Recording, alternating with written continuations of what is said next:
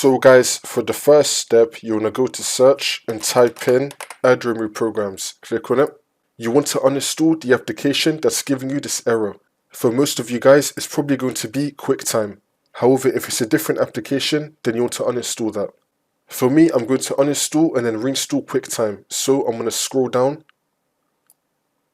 Imagine that this is QuickTime. I'm going to click on the three dots and then click on uninstall. And then I'm going to uninstall QuickTime. So you want to uninstall the application that you're having a problem with. For the next step, you want to re-download the application. Most of you are going to get this problem with the QuickTime application, so I left a link to it down below in the description. So now once we're here, you want to click on download. It's now going to start downloading the QuickTime installer. And now once it's been downloaded, you want to click on it. And now this will come up. And now once we're on this, you want to click on next. And then click on yes. We're going to go with a typical installation. You can add a desktop shortcut if you want to.